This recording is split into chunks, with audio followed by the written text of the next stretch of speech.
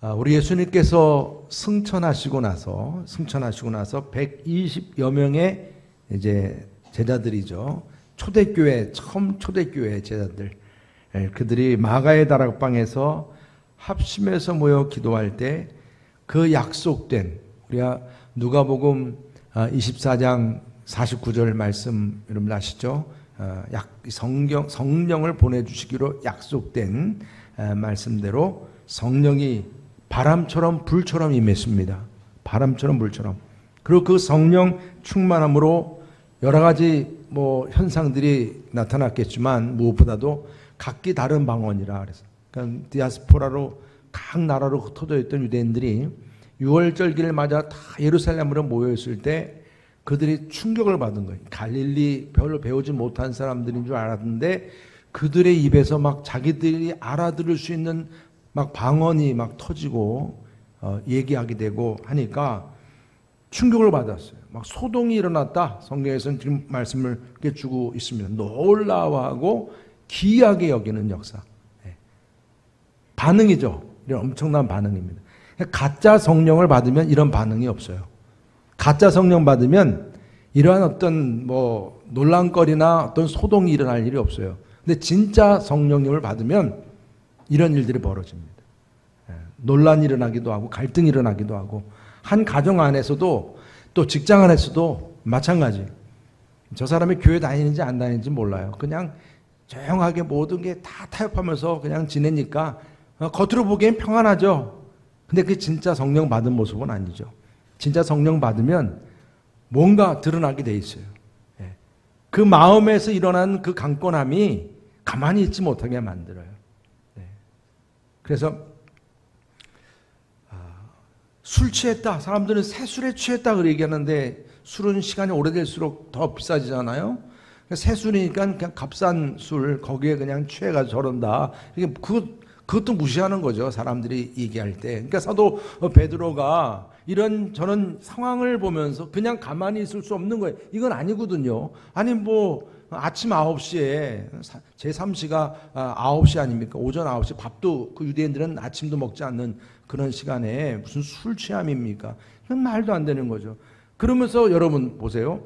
성령을 내가 받으면 어떤 상황 속에서는 성령께서 나를 강권하는 감동과 역사가 일어나요. 베드로에게 그런 역사가 일어난 거예요. 그렇게 말도 못하고 그랬던 베드로가 갑자기 벌떡 일어선 겁니다. 용기도 없던 베드로가 벌떡 일어선 거예요. 11명의 제자들을 대표해서 거기는 120명의 성령 받은 사람들을 대표해서 설교를 하기 시작했어요. 지금 이 성령의 역사가 술 취함이 아니라는 거예요. 그러면서 이렇게 지금 그 설교하는 이 말씀 하나하나가 얼마나 강력했는지 나중에 가서 몇 명이 뒤집어졌어요? 이 말씀을 듣고 3,000명이 예수를 믿고 변화되는 역사가 일어났어요. 다시 말하면 우리가 오늘 이 베드로의 설교 말씀을 우리가 들을 때 이 3,000명을 변화시킨 설교 말씀이라는 사실을 여러분들이 염두에 두고 이 말씀을 들으셔야 됩니다. 베드로의 첫 번째 설교, 그 내용의 핵심 내용이 무엇인가? 오늘 말씀 속에서 그 핵심은 성령님이죠. 술 취했다고 그러니까 성령님이 무엇인지를 분명하게 오늘 말씀하고 있습니다. 그래서 오순절 성령의 역사, 그 성령의 역사를 설명합니다. 이것은 술 취한 게 아니고 하나님께서 이 땅의 구원을 위해서 이미 예언되었던 그 성령님이 역사한 것이다 선포한 거예요. 베드로의 입술에서 이전 같았으면 침묵하고 두려워해서 막 숨고 그렇게 했던 이 베드로가 이전과는 다른 새 방언이 터진 거예요. 이 성령 받은 증거예요. 새 방언이 터졌어요. 자기의 기분 따라서 자기의 어떤 주장이나 어떤 사사로운 자기의 생각을 지금 얘기하려고 한 게 아닙니다.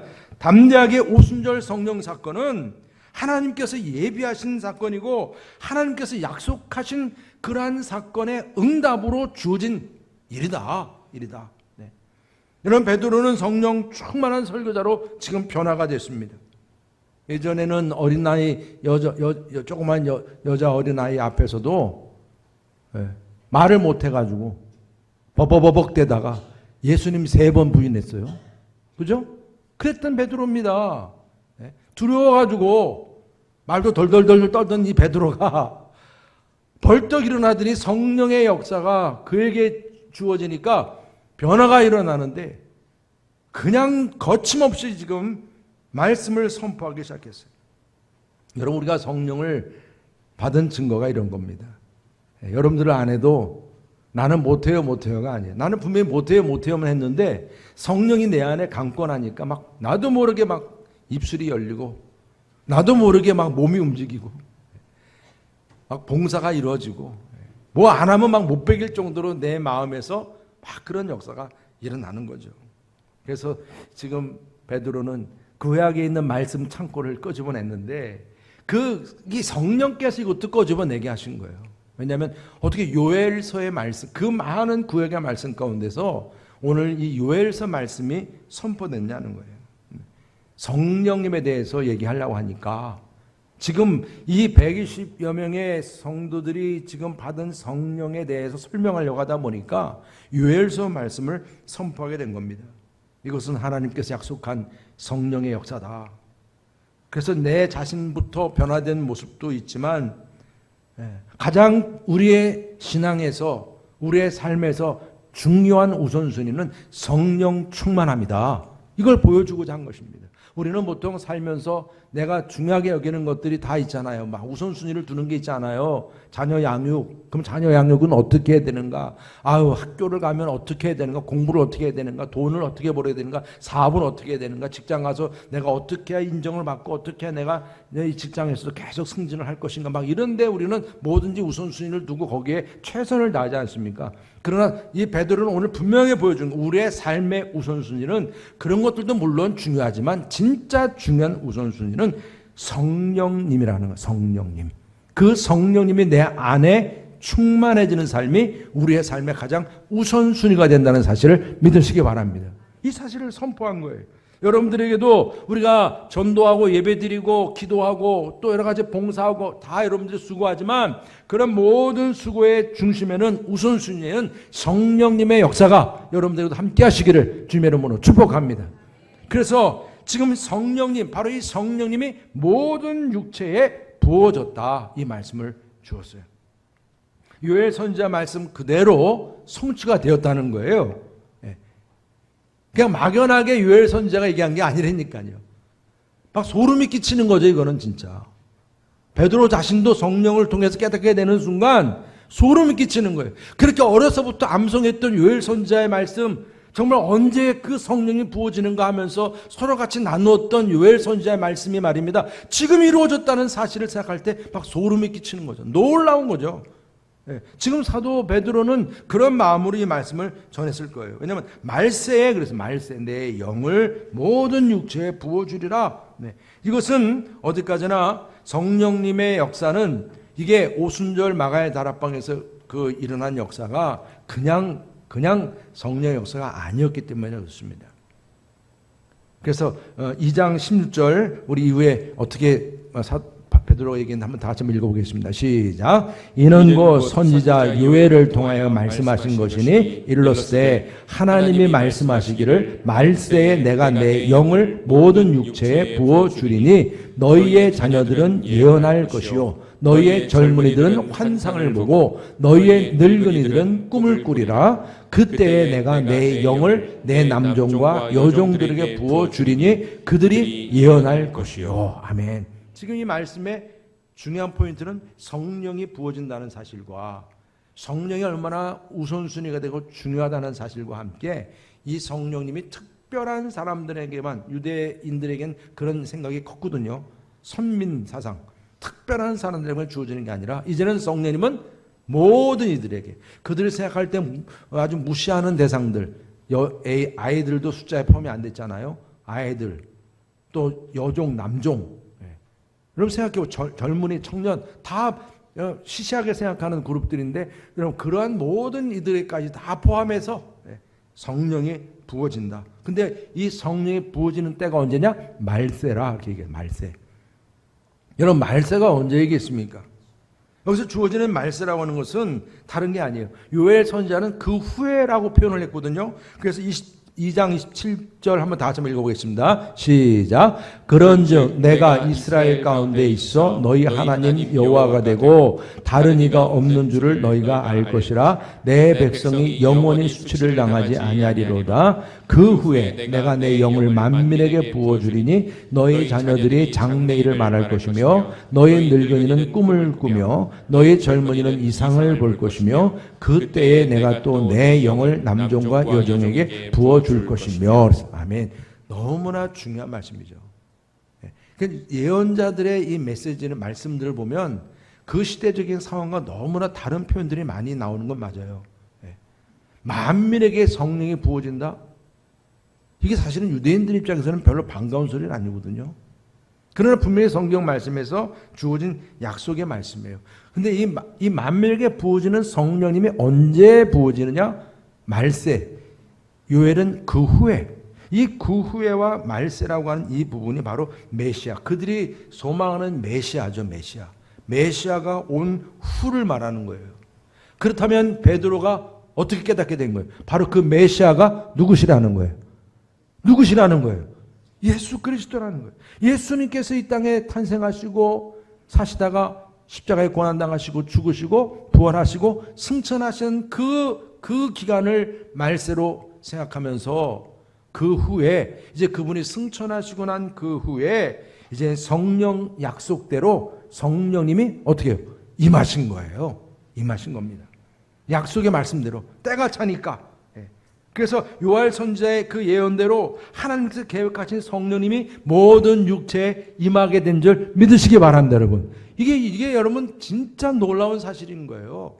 베드로 입장에서도 그렇지만 결국 구약에서의 하나님에 대한 믿음과 유대인들이 그 가지고 있던 유대교의 어떤 그 하나님 신앙이 이제 예수님 신앙으로 바뀌어지는 그 기점이 바로 이러한 베드로 설교를 통해서 분명히 우리에게 깨달아지는 거죠. 바로 예수 그리스도가 메시아이시고 그분이 오신 후에 드디어 성령이 부어졌는데 그 부어진 성령이 바로 오순절 마가의 다락방에서 이루어진 것이고 그것은 술 취한 것이 아니고 약속들이 이루어진 하나님의 놀라운 성령의 역사라는 거예요. 놀라운 일이죠. 정말 이러한 사실에 대해서 전하는 베드로도 그렇지만 정말 듣는 이들에게도 얼마나 큰 충격이었겠습니까? 베드로가 설교한 중에 가장 중요한 사실은 성령이 이제 모든 이들이 하시니까 여기서 보면 아이들이 예언을 하게 되고 청년이 환상을 보고 또 늙은이라는 표현이 좀 별로 안 좋죠. 늙은이. 성경에 늙은이라고 그랬는데 노인, 어르신 꿈을 꾼다. 꿈을 꾼다. 꿈을 꾼다. 그러니까 이 남종, 여종, 사람 취급 못 받는 남종, 여종 이들도 예언을 하게 되고 이 구약의 요엘 선지자는 여기까지 얘기 안 했거든. 남종과 여종에게도 성령이 부어진다. 이것만 얘기했는데 베드로는 거기다 플러스해서 예언을 할 것이요. 예언할 것이요. 구약 시대에 선택된 소수 그들에게만이 아니라 이제는 만민에게 아이나 어린이나 병든 자나 건강한 자나 실패한 사람이나 성공한 사람이나 감옥에 있는 사람이나 자유인이나 남종이나 여종이나 심지어는 살인자 가늠한 사람들에게까지 저 북한 땅에까지 이슬람 지역까지 모두에게 말입니다. 오늘 말씀 가운데 사도 바울도 할례자나 비할례자 이방인 유대인 할 것 없이 다 모두에게 성령이 부어진다. 이 약속을 말씀하고 있는 것입니다. 전 세계 모든 민족에게 하나님의 큰일인 이 복음 전파를 통해서 성령님이 부어진다는 사실을 믿으시기 바랍니다, 여러분. 그래서 성령님께서 이게 누구든지에게 임할 때 방언이 터지고 예언이 터지고 능력이 주어지고 안진뱅이 3장에 보면 안진뱅이가 성령 민문에서 일어났어요. 기적이 일어나고 막 이런 역사가 일어나고 선교도 일어나고 하늘문이 열리고 땅이 흔들린다. 여러분 땅이 흔들린다는 게 뭘 의미하겠어요? 내가 흔들리니까 땅이 흔들리는 거지. 성령 받으니까 내가 막 흔들리는 거예요. 내가 내 심령 안에서 막 진동이 일어나니까 성령 충만을 통해 온 몸에 육체에 부어지니까 그동안 내가 내 몸이 그냥 여태까지 다 정상인 줄 알았어요. 내 생각도 정상인 줄 알았는데 성령을 받고 나니까 내 온몸과 생각과 모든 것이 다 다시 구조조정이 돼버리는 거예요. 바뀌어지는 거예요. 왜요? 성령을 받으니까 시야가 열리잖아요. 눈이 열리잖아요. 과거나 현재만 그저 집착했던 눈이 미래를 볼 수 있는 환상과 비전이 보여지니, 여러분 그런 미래가 보이는 나의 시각으로 지금 다시 나를 볼 때는 내 모습이 정상이 아닌 것이 보여지는 거예요. 그러니까 회개가 일어나는 거예요. 눈물이 터지는 거예요. 내 삶이 이렇게 지금 어리석었던 것을 보게 되는 거예요. 다시금 방향 전환을 해야 할 시점이라는 것을 깨닫게 되는 거예요. 이게 성령님의 역사입니다, 여러분. 그러니까 성령님의 역사를 통해서 내가 보지 못했던 것을 보게 되고 깨닫지 못했던 것을 깨닫게 되고 미래를 보게 되니까 여러분 영안이 열리는 거예요. 사람이 달리 보인다니까요. 성령 충만함을 통해서 보니까 어저께 잠자면서 봤던 아내 모습이 달라진다니까. 남편의 모습이 달라지고 어제 봤던 달이 달라져요. 달이. 해가 달라지고 지구가 달라져. 왜? 내가 변했기 때문에 그래요. 내 모습이 아니라는 것을 봤기 때문에 성령께서 그걸 보게 하시고, 그래서 여러분 정말 내 삶 속에 주로하던 것이 모든 것이 다 달리 보인다니까. 심지어는 죽음까지도. 그러니까 여러분 우리가 성령 받으면 어제까지는 죽음이 두려워서 항상 우울했던 내 심령 안에 죽음이 두렵지가 않아지는 거예요. 달리 보이는 거예요. 여러분 우리 여러분께 성도님들도 이처럼 모든 이에게 주어지는 성령님, 오늘 약속대로 이런 성령님을 통해서 여러분들에게 예언이 터지고 여러분들에게 비전이 열리고 미래가 보이고 영안이 열리고 여러분들 삶 속에 이런 환상이 열리는 축복이 주어지기를 주님의 이름으로 축원합니다. 여러분 성령이 이렇게 주어진다는 모든 이들에게, 그러면서 성령이 부어질 때 일어나는 역사가 무엇입니까? 오늘 말씀 가운데 보니까 젊은이가 예언을 하고 젊은 사람이 환상을 보고 또한 나이 든 우리 노인 어르신들이 막 꿈을 꾼다는 이 사실을 보면 정말 여러분 이거는 베드로가 요엘을 통해서 일어난 역사, 요엘을 통해서 예언되었던 하나님의 말씀이잖아요. 하나님의 약속, 그 약속이 드디어 일어나게 됐다는 것이죠. 이걸 우리가 그냥 잘 이해를 못할 수가 있어요. 어떤 면에서 그러냐면 하나님께서 이스라엘 백성들에게 끊임없이 선택된 백성들에게 간절한 애끓는 마음으로 그냥 자기 뱃속에서 나온 새끼처럼 말입니다. 그냥 너 그렇게 살면 안 된다는 안 돼. 말은 해야 되겠는데 알아듣지 못하니까 선지자를 통해서 하나님의 마음과 뜻을 전달했는데 그 에스겔이나 뭐 에레미야나 뭐 이사야 대예언서 소예언서 뭐 다니엘이나 뭐 요엘이나 뭐 이런 선지자들 막 그들 통해서 하나님께서 막 전달해 주기만, 너 그러면 망한다, 너 죽는다, 빨리 돌이켜라, 바벨론이 바로 앞에 있다, 아수르가 바로 앞에 있다, 막 아무리 선고를 해도 알아듣질 않아요. 더 성전에는 우상 숭배로 가득하고 성전 안에 우상을 다 갖다 놨으니까 성전 안에다가. 그러니 자기들의 삶에 오죽했겠어요. 말을 해도 안 들으니까 나중에 하나님께서 어떻게 해요? 침묵해 버리십니다. 침묵해 버리십니다. 야, 성전 문을 닫을 사람이 있었으면 좋겠다. 이게 말라기 선지자 예언서의 말씀이에요. 이제 성전 문이 닫히는 거예요. 하나님이 떠나시는 거예요, 성전에서. 네. 여러분 성전이 뭐 하나님 계시지 않는 성전이 무슨 의미가 있겠어요?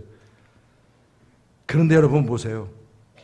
그러한 가운데 있을 때 그 때가 말세에 그 후에 메시아가 오실 때 드디어 요엘 선지자가 다시금 예언했던 것처럼 성령님이 임하는 역사가 주어지게 되었다는 거예요. 아멘이시죠?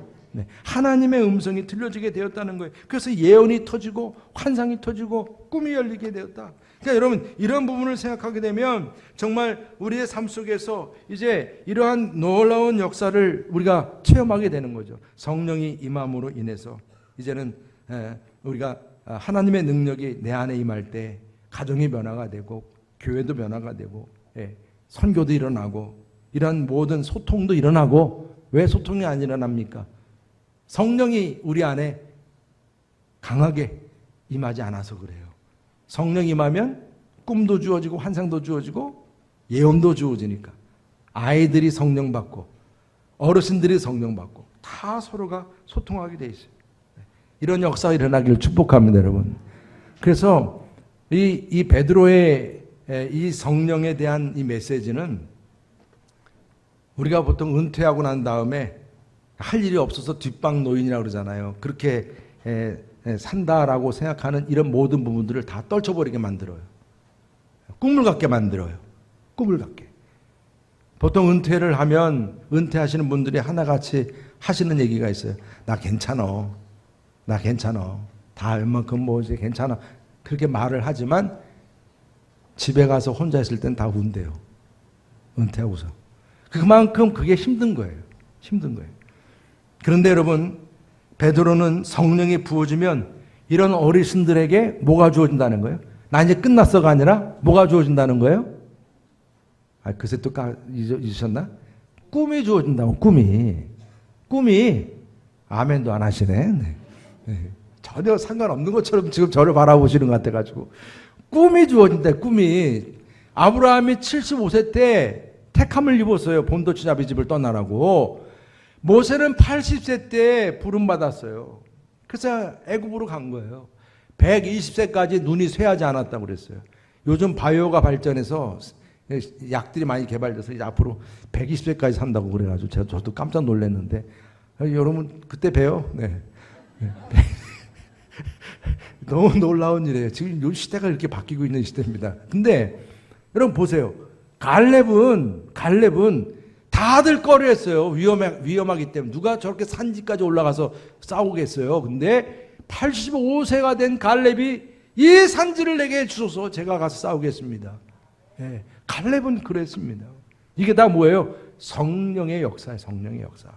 여러분 우리가 어떻게 보면 정말 우리가 이제 나이가 들어서는 할 수 없어. 그게 아니라 나이가 들어서 오히려 여러분들이 이제 하나님이 또 건강 주시면 오늘 이렇게 앞에 인사하셨던 분처럼 다 소망대 어르신들이 반이 넘어요. 네. 네. 이렇게 어르신들이 움직이는 거예요. 꿈을 가지고. 저는 여러분들 우리 교회에서 이렇게 어르신들도 단기 선교 나가고 그런 역사 일어나기를 축복합니다, 여러분. 네. 정말입니다. 그런데 젊은이들 역시 마찬가지예요. 근데 요즘에 젊은이들에 대한 기도 제목이 많아요. 너무나 우리 젊은이들이 꿈이 없고 비전이 없고 그냥 당장 돈이 있으면 그저 뭐 좋은 거 살려고만 그러지. 미래에 대한 어떤 꿈과 비전이 없으니까 여러분 성경 말씀에서 보면 비전이 없으면 그 민족은 망한다고 그랬거든요. 너무나 우리가 정말 중요한 기도의 제목입니다. 오늘 이 베드로가 성령님을 통해서 주어지는 예언과 환상과 비전과 이 꿈이 저는 우리 여러분교회 우리 청년들 또 우리 어르신들 우리 모든 성도들에게 충만하게 임하시기를 주님 이름으로 축복합니다. 할렐루야. 그리고 마지막으로 누구든지 이제 성령 받은 누구든지 주의 이름을 부르는 자는 구원을 받으리라 그랬습니다. 여러분 요엘 선지자는 이제 오랜 과거에 그 하나님의 그 영이 부어진다고 하는 그 말씀이 이렇게 정말 이제 앞으로 어떻게 될지 요엘 선지자는 몰랐지만 베드로가 이것을 어떻게 받은 거 아니에요. 성령님의 음성으로 받은 거잖아요. 얼마나 놀라운 일입니까? 정말 이제 예수 그리스도를 통해서 주어진 이 약속의 말씀, 비전과 꿈과 장래일을 말하는 하나님의 성령의 역사가 드디어 이루어지게 되었다는 것입니다. 여러분 이 예언자가 살던 시대는 그렇게 좋은 시대가 아니었습니다. 여러분들 뭐 예레미야 선지자나 에스겔 선지자나 다 그렇지만 소예언서도 다 마찬가지예요. 바벨론 포로나 아수르에 의해서 다 이 민족이 멸망의 그 위기에 있었기 때문에 절대로 삶이 그렇게 녹록지 않았어요. 너무나 힘들었던 그런 시대였습니다.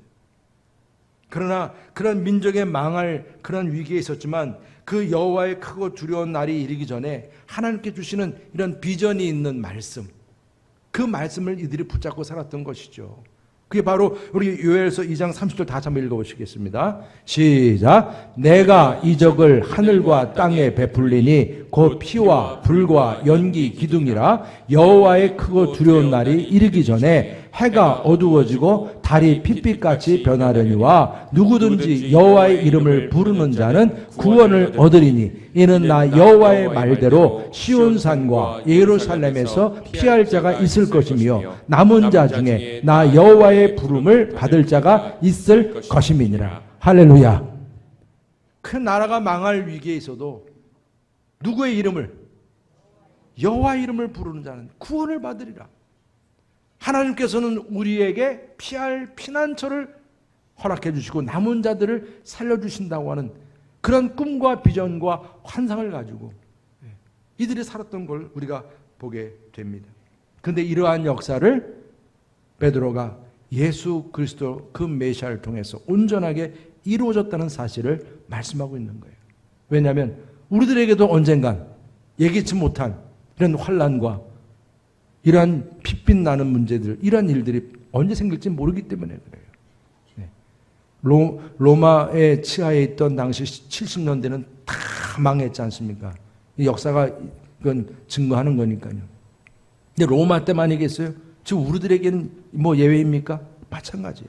그러니까 사도행전 2장 19절 다시 한번 읽어보시겠습니다. 시작. 또 내가 위로 하늘에서는 기사를 아래로 땅에서는 징조를 베풀리니 곧 피와 불과 연기로다. 주의 크고 영화로운 날이 이르기 전에 해가 변하여 어두워지고 달이 변하여 피가 되리라. 누구든지 주의 이름을 부르는 자는 구원을 받으리라 하였느니라. 아멘. 해가 변하여 어두워지고 달이 변하여 피가 된다지 않습니까?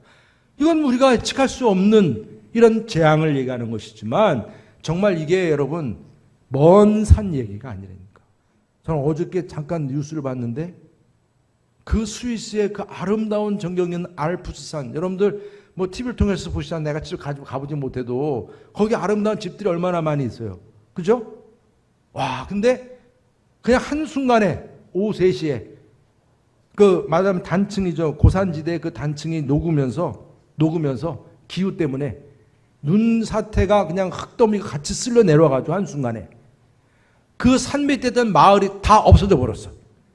90%가 없어요. 90%가. 일주일 전부터 미리 경고를 했기 때문에 사람들은 다 피했대요. 그 피하지 못한 한 사람만 물론 이제 돌아가시게 됐는데 마을이 한순간 90%가 없어졌어요. 이게 여러분 남 얘기입니까?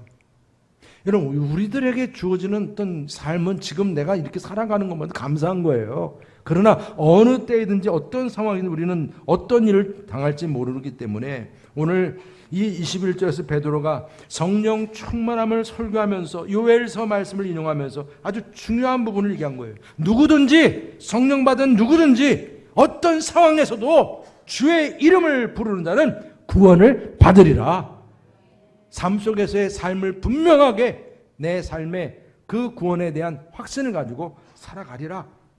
21절 다시 한번 읽어보시겠습니다. 시작. 누구든지 주의 이름을 부르는 자는 구원을 받으리라 하였느니라. 아멘. 예수님께서 부활하시고 나서 너에게 평강이 있을지어다. 바로 이 평강이 항상 있는 삶이죠.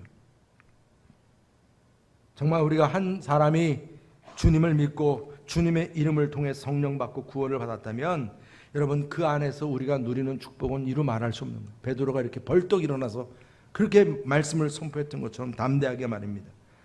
그가 어떻게 담대할 수 있었으며 그가 어떻게 예수님을 나의 주로 고백할 수 있었는지 여러분 생각해 보십시오. 그 뒤에는 제가 지난번 말씀드렸죠. 가이사랴 그 말하자면 별장에 보이는 그런 곳에서 오로지 황제만 주님이라고 할 수 있는 그러한 로마 그 땅에서 너희가 나를 누구라 하느냐 했을 때 베드로가 뭐라고 그랬다 그랬죠? 주님은 살아계신 하나님의 아들. 예수님은 나의 주, 나의 하나님이시라고 다 그렇게 고백했다는 사실이 얼마나 놀라운 사실이에요. 빈민가에 태어난 마국간에서 태어난 예수님을 어떻게 그렇게 나의 주님이라고. 그게 다 뭡니까? 성령님이 부어졌기 때문이에요. 성령이 부어졌기 때문에. 베드로는 황제가 아니라 빈민촌 나자렛 예수만이 하나님이시고 구원자이시고 나의 주님이시라고 고백했다는 사실. 그래서 예수님께서는 그런 베드로를 복이 있다. 내게 이것을 알게 하신 이는 누구라 했어요? 성령님이시라. 성령님이라. 사도 바울도 이러한 성령을 통해서 예수님을 어떻게 고백했습니까?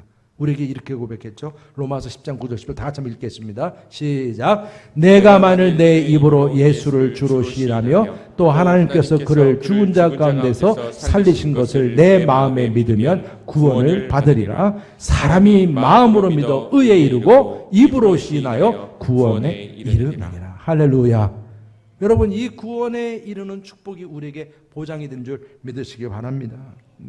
여러분, 정말 큐리오스, 나의 주님, 그 표현이 어떻게 예수님에게 그것이 주어졌으며 또한 그 예수님을 나의 주로 고백하면서 주님의 이름을 부르는 모든 자들, 그 예수님을 믿는 모든 이들이 삶 속에서 심지어는 순교를 당하면서까지 어떻게 그 복음의 증인으로 살아갈 수 있었겠느냐 하는 것입니다.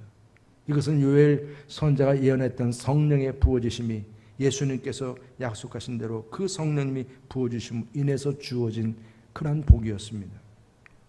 여러분, 정말 성령님이 임하셨으면 오늘도 주님의 성찬 앞에서 여러분들 역시 주의 이름을 나의 구세주라, 누구든지 주의 이름을 부르는 자에게 주어지는 이 구원의 축복을 다시 한번 오늘 확신하시고 이 귀한 성찬을 여러분들 받는 저 여러분 되시기를 주님의 이름으로 축복합니다. 기도하시겠습니다.